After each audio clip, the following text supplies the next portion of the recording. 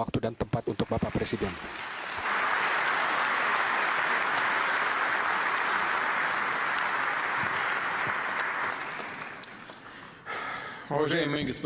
Yang mulia Bapak Prabowo Subianto, Yang mulia Sheikh Nasir, Yang mulia Bapak Din Xuesian, Yang mulia Bapak Paul Mashatile, Bapak dan Ibu yang terhormat, saya menyambut salam kepada peserta dan tamu Forum Ekonomi Antarabangsa San Petersburg ke-28. Formatnya secara kebiasaannya menampilkan diskusi yang pokok dan penting tentang soal yang hangat hari ini, dan kami gembira bahwa wakil 140 forum ini sudah dihadiri oleh wakil 140 negara dan teritori. Tahun ini di antara soal ini atau sebagaimana kolega berkata di dalam rangka arah diskusi mutunya bertumbuhan di dalam syarat ekonomi dunia dan perubahan di dalam syarat ekonomi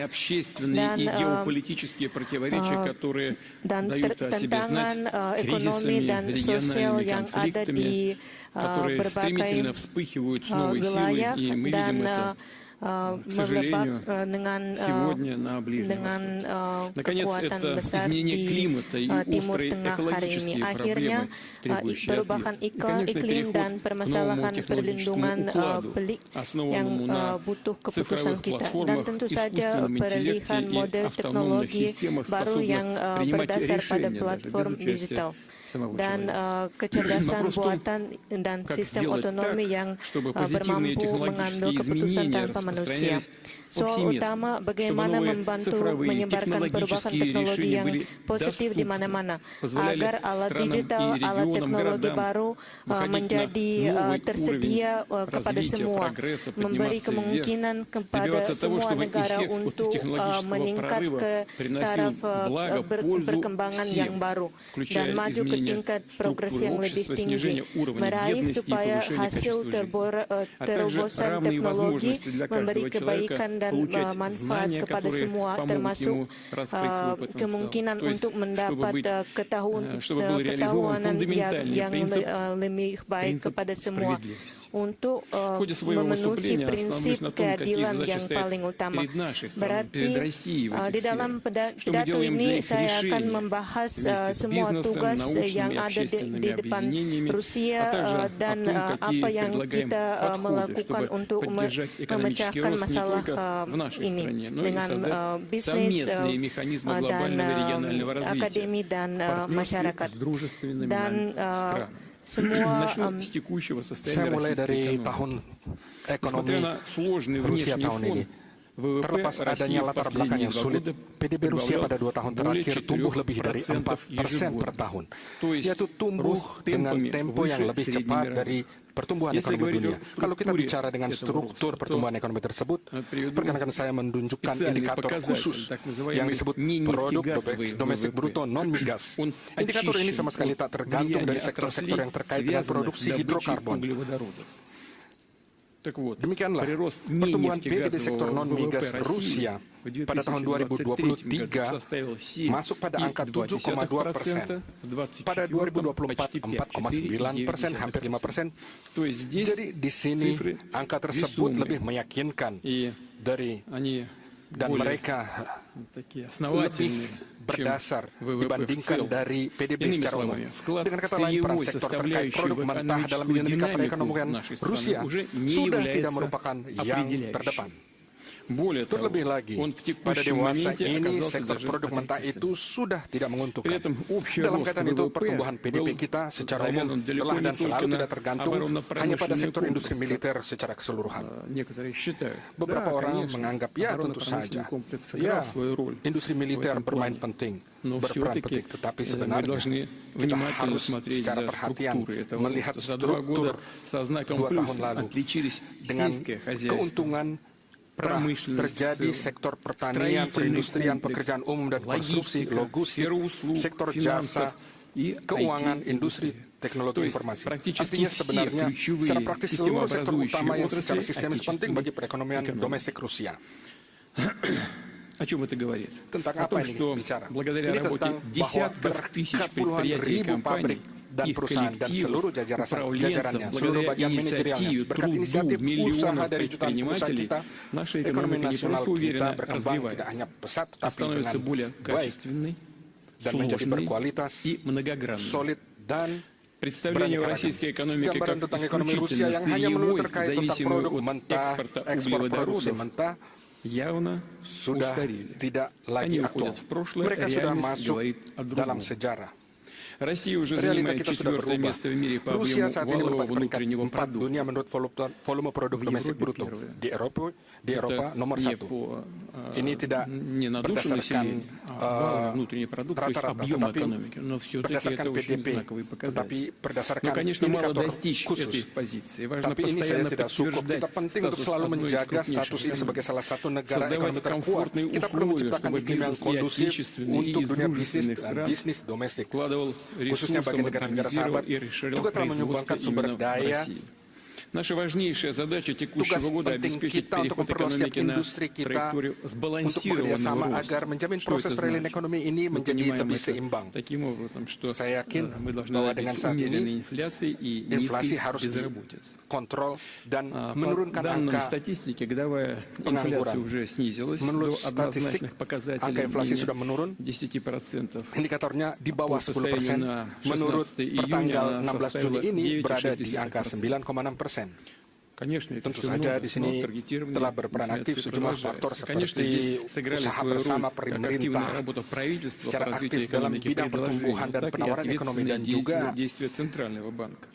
Вместе с тем, на что pergerakan хотел бы bank обратить sentral. внимание, Bersama dengan itu yang menjadi pusat динамика perhatian kita adalah dinamika inflasi yang лучше, menjadi чем lebih baik ожидали многие эксперты, daripada yang чем diperkirakan даже oleh banyak предсказывал expert. Банк России. Это уже Dan позволило terlebih Bank приступить Rusia. Ini semua sudah menjadi kesempatan untuk melaksanakan pelunakan dalam dinamika kebijakan moneter. Но изменение потребительских Tetapi цен это perubahan далеко nilai не вся harga-harga картина. konsumen tidak menggambarkan keadaan ekonomi Сбалансированный рост sepenuhnya. это и Saya mengucapkan умеренная kembali инфляция и низкая pertumbuhan yang seimbang безработица termasuk и baik продолжение позитивной inflasi экономической moderat динамики. maupun Важно pengangguran держать в rendah фокусе dan все dinamika индикаторы ekonomi самочувствия positif наших terus отраслей, компаний adalah и даже отдельных faktor yang предприятий. penting. О ситуации на рынке труда Dan я еще скажу keadaan позднее. Сейчас же dan отмечу, saya что akan за первые 4 berbicarakan месяца tentang текущего keadaan года tenaga ВВП kerja России прибавил kembali. 1,5% в Nanti годовом sekarang выражении. saya mau В том числе в апреле memperhatikan рост bahwa ускорился до dalam 4 bulan tahun ini 1,9%. pertама Вместе с PDB тем, некоторые специалисты Rusia и эксперты tambah указывают на риски 1,5% стагнации, даже рецессии. di dalam Этого, безусловно, ни в коем tahun случае ini. нельзя допустить. Я знаю, что на Saya площадках tahu форума bahwa di вы dalam слышали forum ini те дискуссии, которые sudah идут didengarkan semua diskusi yang ada di dalam pemerintahan dan di Bank Sentral, dan saya yakin Anda sudah tahu semua informasi tentang ini. Jadi politik moneter harus menjadi baik, dan tentu saja kita harus mencapai stabilitas ekonomi yang benar, dan langkah per langkah kita harus mengubah struktur ekonomi kita, dan kita sudah mencapai banyak hal di sini, tapi harus maju terus untuk mendapat manfaat yang baru. Dan dalam sesi untuk membicarakan tugas strategis Rusia, kita sudah membahas semua masalah itu untuk menambah tempo perubahan ekonomi dan struktur ekonomi kita. Dan hari ini saya mau menggambarkan semua jurusan yang paling penting kepada kita. Yang pertama, perubahan tenaga kerja di Rusia dan konsumsi di Rusia. Untuk itu, baik orang pemuda dan orang dewasa bisa mendapat kemungkinan yang baru di dalam pekerjaannya. Dan kami pindah ke ekonomi berpendapatan tinggi dan tingkat pengangguran yang sangat rendah. Jadi pendapatan yang tinggi harus berdasar pada mutu tinggi dan produktivitas tenaga kerja. Dalam tahun terakhir, 25 tenaga kerja di Rusia sudah tambah 2.400.000. Kita berhasil merendahkan dalam sejarah kita mengurangi angka pengangguran. Apa yang penting, terdapat dinamika positif di seluruh subjek federasi kita, di mana terdapat masalah pelik dalam bidang ketenaga kerjaan. Kolega kita di Rusia tahu bahwa di sini, di Kaukasus Utara, ada pengurangan tingkat pengangguran. Misalnya, kira-kira 2 kali lipat. Ini adalah indikator yang baik. Di sini, bekerja dengan baik, dengan tepat kebijakan stimulus bagi ekonomi makro dan usaha aktif pemerintah daerah dengan dukungan program federal tentu saja dalam bidang ketenaga kerjaan. Juga yang tak kalah penting yaitu implementasi solusi teknologi secara luas seperti misalnya platform ketenaga kerjaan dan pasar digital atau marketplace. Terlebih lagi untuk kolega kita saya pernah berbicara bahwa saat ini di daerah Chechnya berkembang sekali. Khususnya, misalnya di Chechnya terlihat sekali dengan baik. Dan ini apa yang saya garis bawahi, telah tumbuh jumlah pekerjaan, lapangan pekerjaan bagi generasi muda yang baru saja masuk dalam pasar kerja. Mereka mendapatkan tempat kerja pertama. Sesuai angka pengangguran di kalangan generasi muda di Rusia masuk daftar terbaik di dunia. Di Rusia itu berada pada 7,5%. Sebagai contoh, seperti Prancis, Inggris, angka pengangguran kaum muda berada di angka 16 dan 11%. Intinya pengangguran kaum muda adalah masalah terpelik dalam bidang sosial ekonomi di dunia modern kita. Di Rusia seperti yang kita lihat pada umumnya, masalah ini kita berhasil dengan baik menyelesaikan. Saya pikir kita bisa mengatasinya. Tentu saja kita punya arah tujuan berusaha bersama. Namun saya garis bawahi kemajuan dalam bidang itu sangat kasat mata jelas. Dan akibat efek dari pekerjaan itu tidak hanya terlihat pada generasi muda. Di sini dilihat awal yang baik tuntutan pasar kerja menentukan nasib karir dan kualitas profesionalisme generasi muda. Posisi mereka di masyarakat itu sangat mempengaruhi usaha mereka dalam membentuk keluarga, merawat orang tua, mendidik anak-anak mereka, dan tidak hanya anak pertama, namun juga anak kedua, ketiga, dan seterusnya. Jadi dalam hal ini kita bicara tentang permasalahan kemasyarakatan, perekonomian, demografi, atau kependudukan.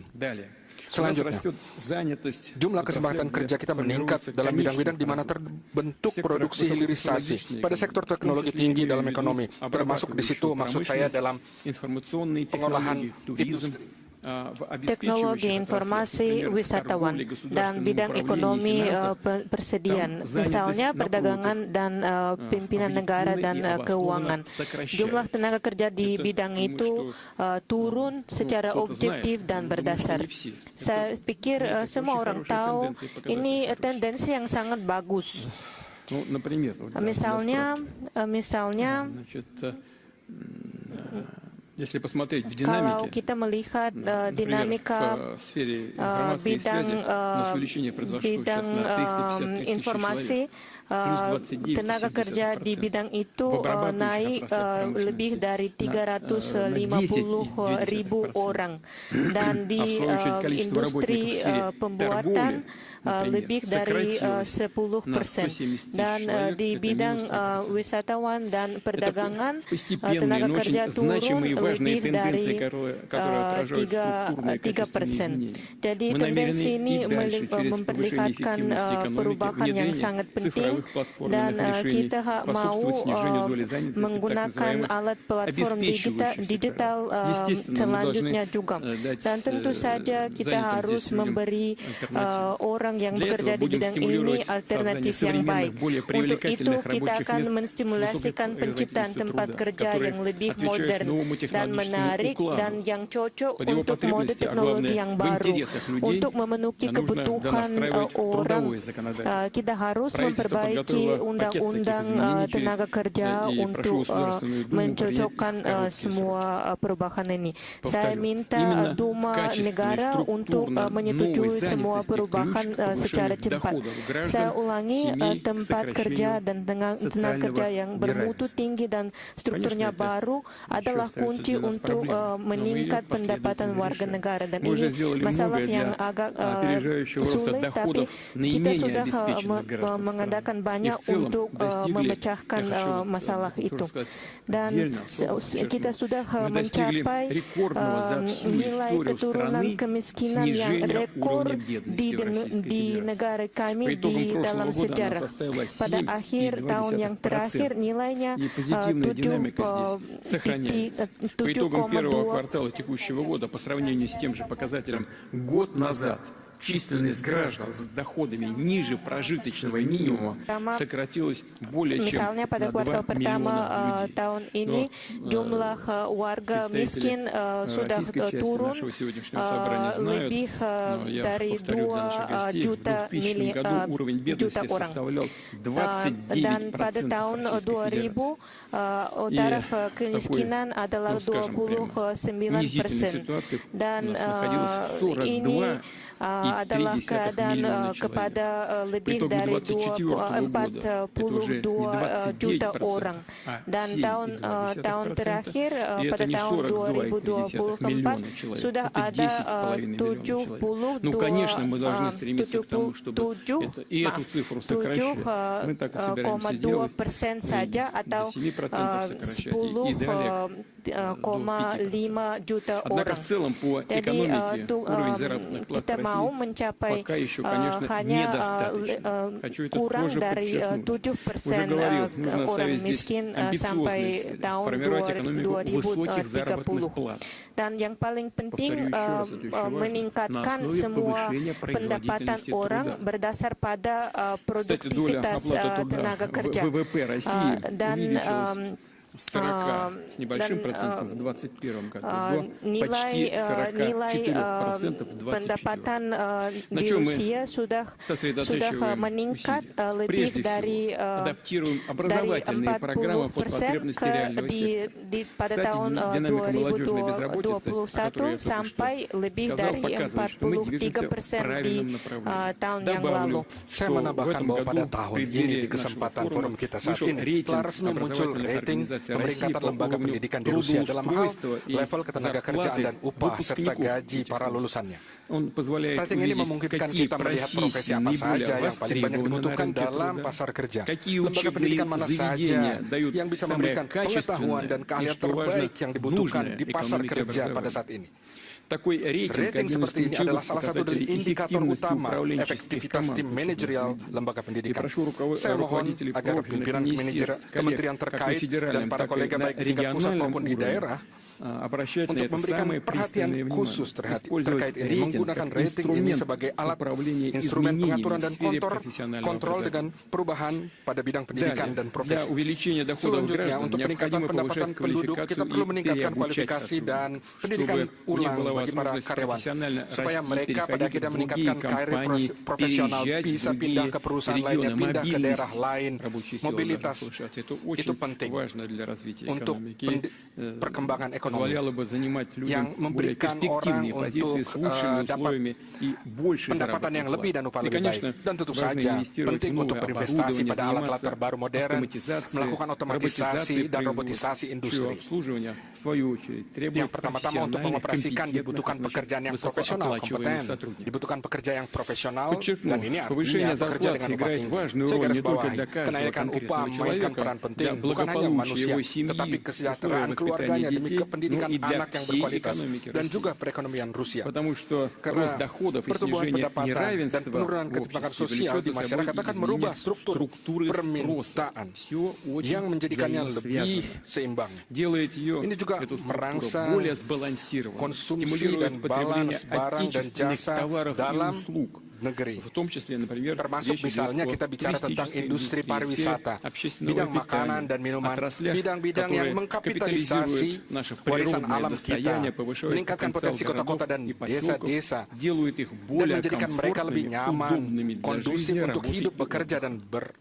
Saya mengingatkan bahwa dalam hal ini bahwa kita bersama dengan para kolega dari pemerintah telah sepakat untuk melaksanakan sistem penghapusan pajak yang terbaru, sistem fiskal tetap NDS untuk sektor pangan dengan angka tetap.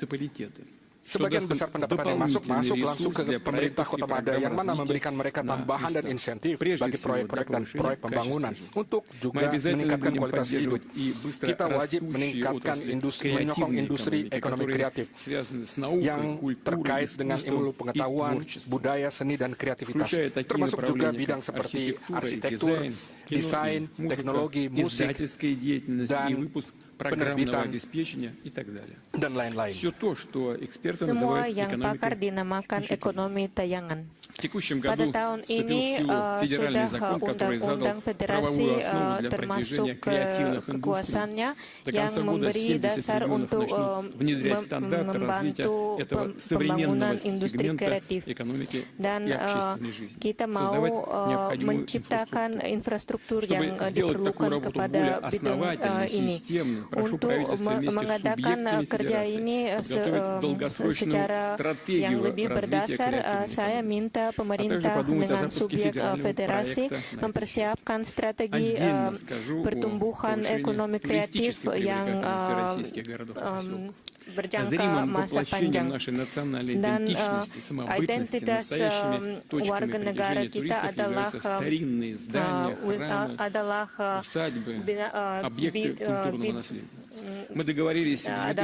objek wisatawan dan kebudayaan yang bersejarah. Jadi sampai tahun 2030 kita mau memperbaiki lebih dari 1.000 objek begitu di negara kita.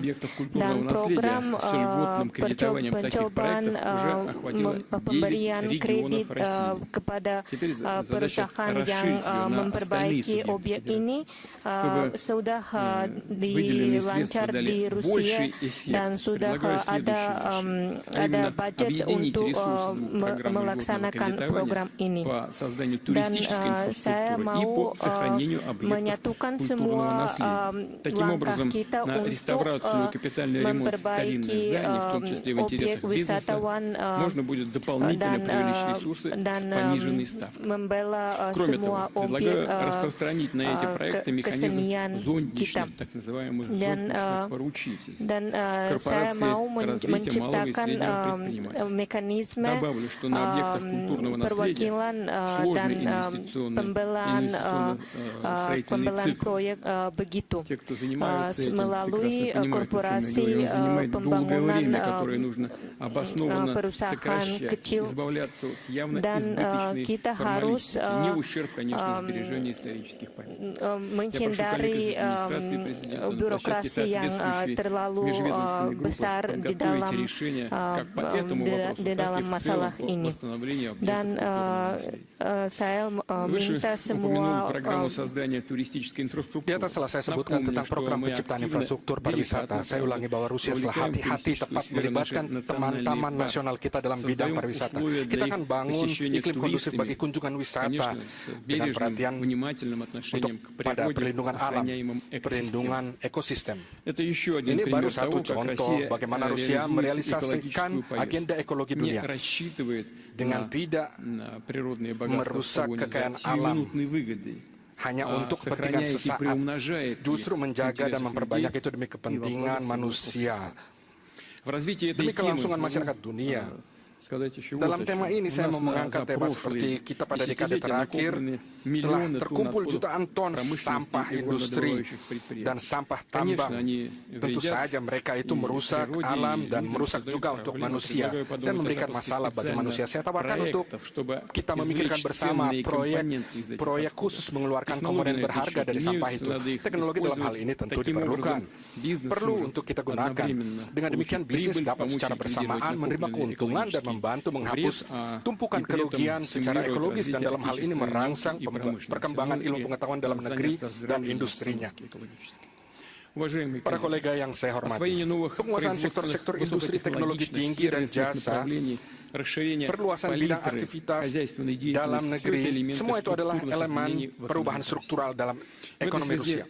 Sehubungan dengan itu, arah utama yang kedua dari perjuangan kita yang saya bahas saat ini, yaitu adalah iklim investasi baru yang berkualitas. Artinya kita bicara soal meminimalisasi pengeluaran dalam berbisnis, berindustri dalam seluruh bidang.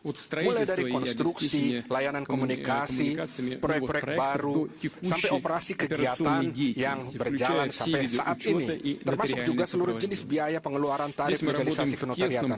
Di sini kita bicara dalam hubungan yang dekat dengan daerah, industri-industri, dan lingkup pakar ahli. Kita bersama bisa berusaha membuat cita-cita bisnis, aktivitas investasi negara kita di tiap kota dan di desa menjadi bertumbuh besar di seluruh penjuru.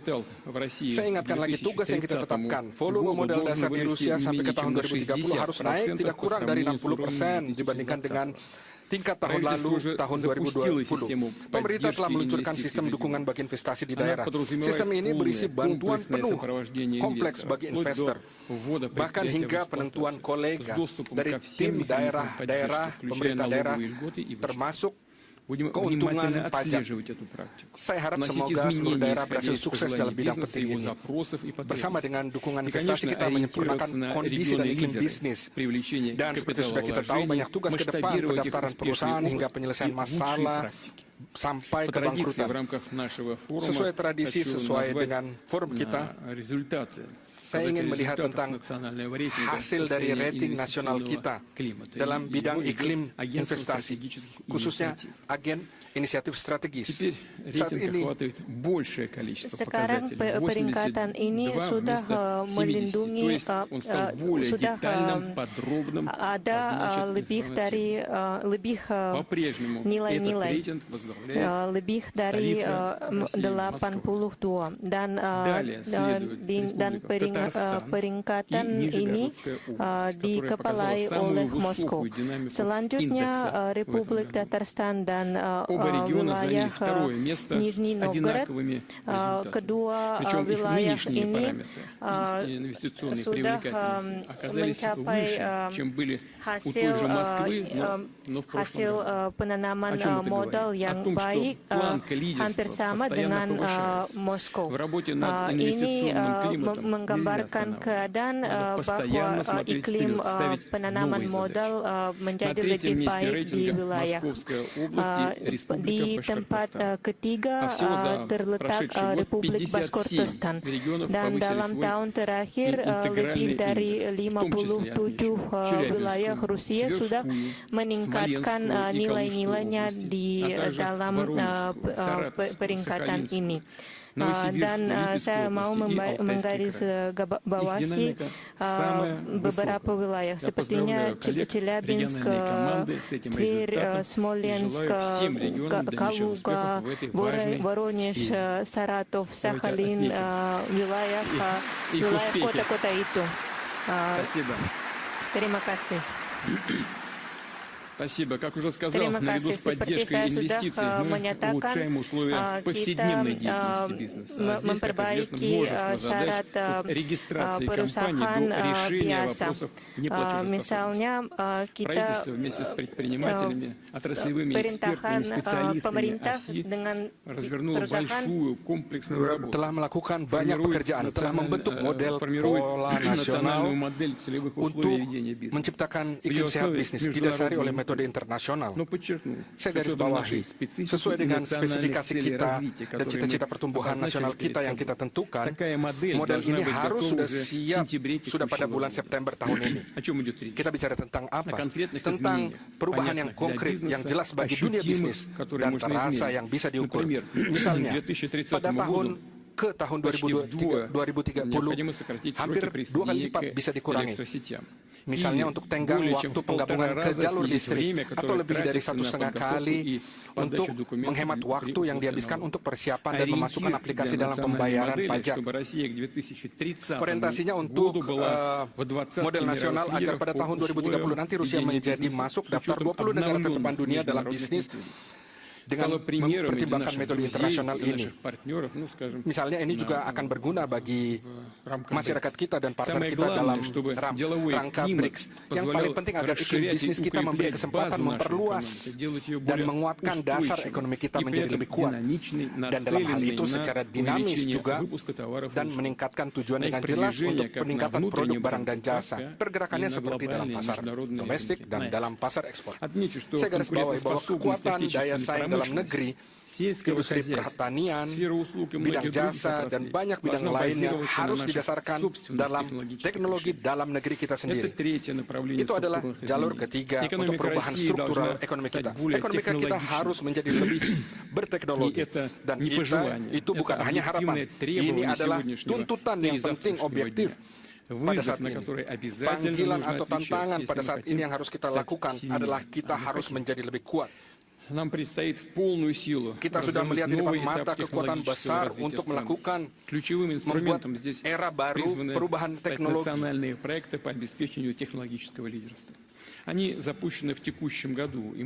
Semua program ini dilancar pada tahun terakhir dan semua proyek akan diperbaiki selanjutnya. Sampai ke tahun 2030, semua pembelanjaan negara dan bisnis atas penelitian dan pembangunan dan pembuatan teknologi harus tumbuh tidak kurangnya dari 2% PDB. Dan pembaruan teknologi ekonomi Rusia adalah visi dana lebih dari 20 jabatan dana dan institut pembangunan di Rusia. Tetapi ada masalah bahwa banyak institusi mau mendapat proyek yang sama di dalam bidang teknologi ini. Jadi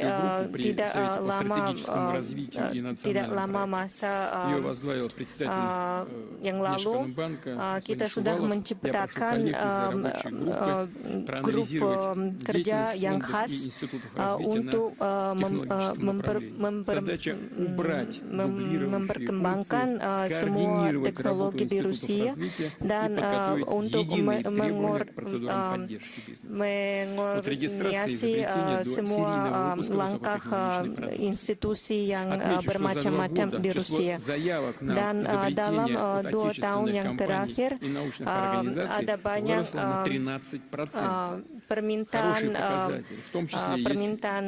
dari perusahaan untuk membuat teknologi baru sepertinya teknologi komputer, perobatan dan yang lain. Tetapi yang penting tidak membuat alat yang baru, tapi juga mengeluarkan dan memasukkannya ke masyarakat. Jadi pemerintah akan mengontrol proses ini sendiri. Saya tambahi, ini menurut saya penting agar pemerintah menyiapkan laporan tahunan khusus tentang dinamika perkembangan teknologi Rusia, di mana di situ termasuk akan dinilai tingkat terbaru kedaulatan teknologi nasional kita dan solusi yang terdepan dalam menuju kekuatan teknologi, dan juga tempo implementasinya dalam bidang-bidang ekonomi. Sayangnya, tingkat saat ini, tingkat komersialisasi penemuan ilmu pengetahuan alam dan di bidang universitas tidak begitu tinggi, dan itu harus didukung oleh kampus-kampus dan lembaga-lembaga ilmu pengetahuan. Hanya satu penemuan dari 100 lembaga pendidikan itu sangat sedikit, tidak cukup, dan diperlukan tindakan yang lebih aktif di antara lembaga pendidikan, institut, dan dunia bisnis. Harus mendukung satu sama lain. Program universitas industri ada di Rusia dalam rangka dunia bisnis yang berpengalaman, telah bekerja sama dengan para mahasiswa yang berspesialisasi dalam bidang-bidang tertentu. Mereka sedang menyiapkan solusi teknologi dan produksi teknologi. Pada hasil yang pertama-tama yang sudah ada dalam proyek ini telah diundang lebih dari 270, diberikan 270 juta rubel untuk melakukan program ini, dan pada tahun ini jumlah kampus telah meningkat 2 kali lipat. Saya memohon kepada pemerintah untuk memikirkan untuk memperbesar mekanisme ini untuk melakukan kerjasama dalam seluruh tingkat, mulai dari penciptaan ide proyek sampai realisasi bisnis. Yang penting juga di sini mereka harus meningkatkan atau membantu meningkatkan pasar IT, khususnya untuk memperluas kemungkinan untuk melakukan kredit melalui paten dan juga tanda paten. Mereka harus menjadi realitas untuk dunia bisnis yang membantu untuk mengimpuls dunia bisnis untuk pembangunan industri IT. Ini adalah melebihi sebanyak 12% daripada tahun yang terakhir. Kita akan mendukung merek Rusia yang baru. Misalnya dalam sebulan di Moskow ada kontes yang terkenal sebagai kenal orang-orang kita. Kebanyakan aplikasi untuk mengikut kontes ini adalah datang dari perusahaan yang kecil, dan banyak perusahaan sekarang menjual produknya di marketplace.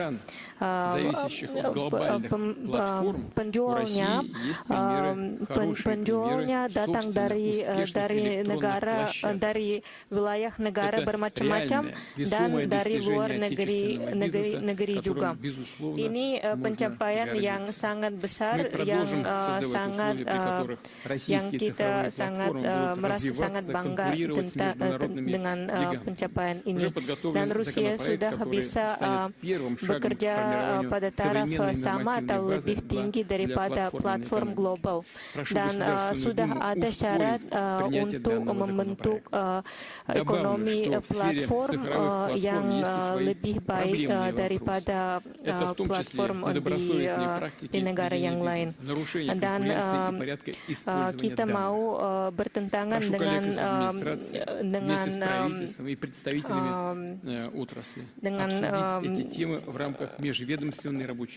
kita mau berlangsung berbicarakan masalah-masalah yang ada di dalam bidang ini di Duma negara, dan pada waktu sama kita mau bekerja lebih banyak dengan bidang perdagangan offline juga.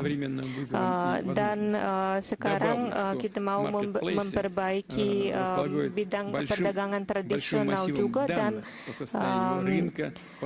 tetapi sekarang yang paling penting itu menyesuaikan syarat perusahaan dengan kebutuhan ekonomi platform, dan kita harus mempergunakan semua kemungkinan ini kepada perusahaan kecil.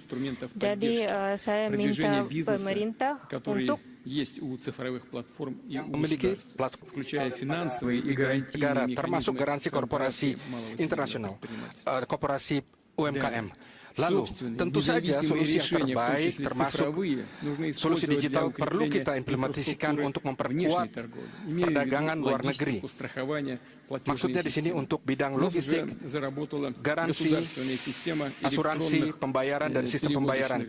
Kita sudah memiliki komisi bersama untuk bekerja untuk dilakukan pada pembangunan pabrik, mobil, transportasi, dan jalur darat. Sekarang sudah ada dalam platform elektronik. Terdapat kontur transportasi Rusia termasuk untuk mobil, pesawat, kereta, dan transportasi laut dan sungai.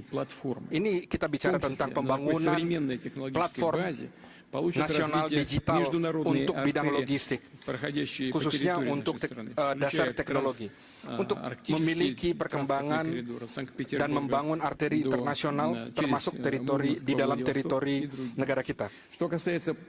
Khususnya Transartika, koridor dari Saint Petersburg sampai Murmansk sampai Vladivostok dan lain-lainnya. Terkait dengan sistem pembayaran infrastrukturnya, kita telah bekerja sama dengan para kolega dari BRICS. Tentu saja dibutuhkan pengalaman negara-negara sahabat kita, khususnya untuk pembangunan valuta nasional digital. Di Rusia, proyek pilot telah direalisasikan 2 tahun lalu. Telah dikerjakan seluruh operasi khusus dasar, termasuk pembukaan dan penutupan rekening, transfer antara perorangan atau badan hukum, pembayaran, perdagangan, dan jasa. Sekarang tugas kita untuk menggunakan rubel digital secara masif untuk warga negara dan juga untuk pemerintah. Saya pikir saya memohon pada Central Bank dan pemerintah untuk mempercepat proses penggunaan digital ini dalam kehidupan sehari-hari. Jalur perubahan ekonomi struktur keempat adalah peningkatan mutu perdagangan luar negeri. Sudah ada tugas tumbuh ekspor migas di Rusia. Untuk itu kita akan memperkembangkan hubungan dengan mitra kita, menghindari penghalang perdagangan dan membuka niche pasar baru. Dan misal yang bagus kerja seperti ini adalah rencana strategis, rencana kerjasama strategis dengan Republik Masyarakat Cina sampai tahun 2030. Dan rencana seperti ini sudah dibahas dengan India. Dan kita akan lanjut merealisasi proyek nasional, kooperasi internasional dan ekspor. Dan pada tahun yang akan datang kita bekerja sama dengan negara-negara dekat kita, yaitu Belarusia, Uzbekistan, dan Kazakhstan, dan juga di Turki dan Vietnam. Dan kita akan mengadakan proyek besar di bidang energi, termasuk energi nuklir dan industri pembuatan. Dan tambahannya ekspor yang non migas itu adalah hanya bagian yang kecil dari tugas perdagangan luar negeri kita. Dan semua tugas yang ada di depan kita ada banyak tugas. Dan di Rusia kita mau bekerja dengan tugas untuk berkonsentrasi untuk membuat teknologi yang lebih sulit dan produk dan jasa yang lebih sulit. Dan kita mau memindahkan pembuatan teknologi yang lebih sulit ke negara kita. Dan syarat ini akan membantu membuat saya tugaskan pemerintah bersama untuk melakukan pekerjaan konkret kita dalam bulan-bulan depan ini. Kolega yang saya hormati, keuangan infrastruktur adalah sektor real dalam ekonomi Rusia dan dibutuhkan kecepatan dan tanggapan yang cepat terhadap ancaman luar dan kebutuhan dan perubahan pemerintahan untuk warga negara kita dan bagi partner luar negeri kita. Pendekatan ini secara penuh kita lakukan bukan hanya untuk warga negara, sektor warga negara, tetapi juga ke sektor pertahanan dan keamanan. Dan secara kardinal, perubahan di sini adalah arah kelima dari pembaruan ekonomi kita dan secara umum perkuatan kedaulatan kita. Prinsip kunci di sini adalah pertama, teknologi dalam seluruh tahap dari pengolahan dan industri logistik, pembelian dan jaminan sektor-sektor terkait. Kita perlu menganalisa dan menganalisa inovasi teknologi dalam seluruh sektor dan dengan cepat mengimplementasikan dalam bidang pertahanan keamanan. Di mana dimungkinkan kita harus juga menghubungkan dengan sektor warga negara. Saya katakan lebih dari itu, kita harus pergi keluar dari kotak kita, khususnya untuk mengembangkan sektor industri kompleks pertahanan keamanan dan segmen warga negara yang harus memiliki dua fungsi. Kita tidak perlu terlalu banyak memikirkan yang lain yang dibutuhkan dalam bidang logistik, laut, dan udara, untuk kedokteran, peralatan kedokteran. Kita perlu keluar dari pembagian perusahaan, pembagian konsep perusahaan pertahanan keamanan dan perusahaan biasa. Situasi ini berkembang bahwa ini lebih bersaing. Teknologi tinggi dan holding teknologi tinggi harus bisa memutuskan masalah khususnya dalam bidang pertahanan keamanan dan bidang kemasyarakatan. Yang kedua itu kecepatan perubahan itu sendiri.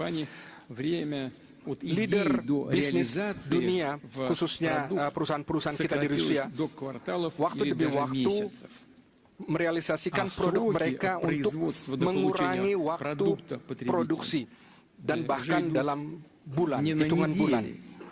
Bukan hanya bulan tetapi dalam hitungan minggu dan bahkan hitungan hari. Bidang pertahanan keamanan harus berorientasi khususnya untuk standar itu. Yang ketiga adalah kemudahan untuk berubah. Ini kita bicara tentang peningkatan peran para komandir atau kepala staf militer kita untuk industri militer kita, khususnya untuk pengambilan keputusan untuk implementasi teknologi. Justru saya pikir para kolega kita, khususnya dalam seluruh sektor, saya pikir semua setuju dengan pendapat saya. Kita perlu agar semua ini bisa dilakukan dengan cepat. Yang keempat, efektivitas ekonomi, langkah untuk memastikan keamanan dan pencapaian tujuan penyelamatan negara. Misalnya, penggunaan sistem pengawasan dan kontrol dengan penggunaan kecerdasan buatan yang memperbolehkan menurunkan justru jumlah pelanggaran di Moskow dan alat yang tanpa pemudi yang agak murah dan penggunaannya untuk melawan alat militer yang sangat mahal dari lawan Rusia. Seumumnya industri militer kita berkembang dengan tempo yang sangat baik, dan saya akan mau menggarisbawahi bahwa pada dasar teknologi yang baru, kita akan meningkat kemampuan tentara Rusia dan modernisasi objek infrastruktur militer. Dan pada waktu sama kita akan bekerja sama dengan negara-negara mitra dan sahabat kita untuk mempersiapkan tenaga kerja dan pabrik dan infrastruktur industri yang diperlukan bersama. Hari ini saya menggambarkan 5 jalur perubahan ekonomi Rusia struktur yang utama dan pelantikan dan semua perubahan struktur di ekonomi kita akan memperbolehkan mencapai dinamika yang baik di dalam ekonomi kita. Saya mau memperingati bahwa sekarang kita berpengalaman perubahan yang paling besar di dalam sejarah kita. Kalau pada awal abad 21 ini semua negara BRICS merupakan satu dari 5 bagian di dunia, di ekonomi dunia, tapi sekarang kita melihat bahwa bagiannya bertumbuh terus.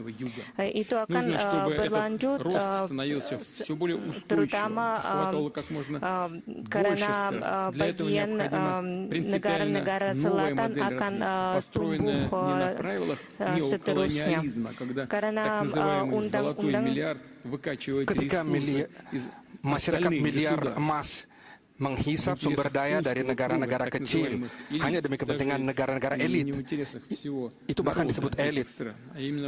Tapi justru hanya untuk kepentingan elit negara-negara yang menganggap diri mereka elit.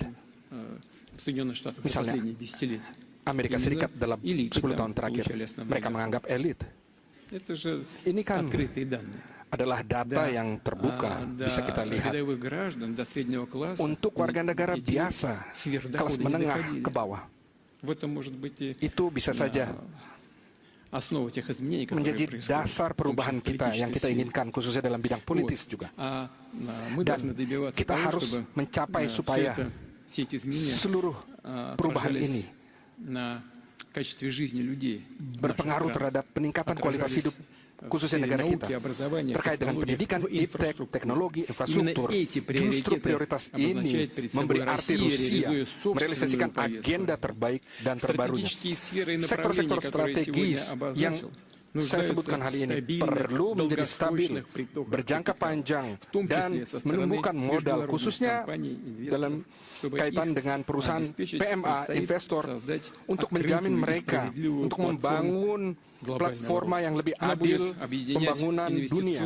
Itu harus menggabungkan mekanisme investasi dan standar teknologi, keuangan, logistik, instrumen perdagangan, dan solusi lain. Saya ulangi, tugas kita bukan hanya untuk memodernisasi mekanisme yang lama, globalisasi, tapi juga itu menurunkan artinya. Kita harus menawarkan model yang baru, model pertumbuhan dunia yang bebas dari manipulasi politik, yang mempertimbangkan kepentingan nasional negara-negara di dunia. Dan tentu saja model ini harus difokuskan pada kebutuhan warga negara dan pada keluarga mereka. Dalam summit BRICS yang terjadi pada musim gugur tahun lalu di Kazan, 35 negara hadir, khususnya itu mewakili 2/3 penduduk planet ini. Dan itu setengah ekonomi dunia. Itu menunjukkan bahwa ini adalah kebutuhan yang sangat penting yang dibutuhkan untuk masa depan. Udah hari sudah hari ini negara-negara BRICS telah memberikan tugas bagi diri sendiri untuk mengkonsentrasikan diri pada manusia. Negara BRICS merealisasikan inisiatif besar untuk bidang energi atom, aviasi, robot teknik, IT industri, dan juga inteligensi buatan. Dan tentu saja perhatian khusus kita berikan kepada hubungan di antara negara-negara BRICS untuk saling berdagang atau pertukaran perdagangan antara negara-negara kita sudah meningkat hingga triliun dolar dan terus bertumbuh. Semua ini adalah elemen pembangunan platforma dunia dan itu dibangun dalam prinsip kunci BRICS. Itu adalah konsensus, paritas, dan kepentingan bersama. Dan yang penting juga keterbukaan untuk semua. Siapapun yang mengharapkan bergabung untuk pekerjaan ini akan menjadi lebih baik ketika kita bekerja bersama untuk membangun masa depan. Dan Rusia mengundang mitra kita untuk memberikan kontribusi dalam pembentukan model perkembangan global yang baru. Kita bersama kan meyakinkan kemakmuran negara-negara kita dan perkembangan seluruh dunia yang stabil. Untuk itu kita mengadakan dialog terbuka di Moskow pada tahun ini dan yang dihadiri oleh lebih dari 100 negara. Dan kita harap membuat format itu reguler. Tantangan global yang ada di depan dunia modern ini membutuhkan jawaban secara global. Menyelesaikan masalah-masalah tidak bisa dilakukan sendiri, khususnya untuk merugikan negara lain. Itu tidak dimungkinkan. Ini hanya ilusi. Hanya dengan bersama, melakukan secara bersama, khususnya dalam rangka BRICS dan format lain, itu bisa menjamin pergerakan seluruh sivilisasi peradaban dunia untuk lebih maju. Terima kasih atas perhatiannya.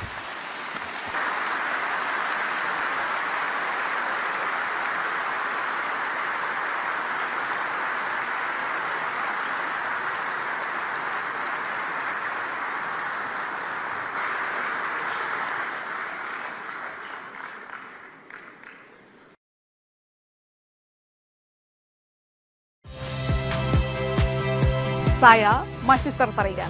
Saksikan program-program Kompas TV melalui siaran digital, pay TV, dan media streaming lainnya. Kompas TV, independen, terpercaya.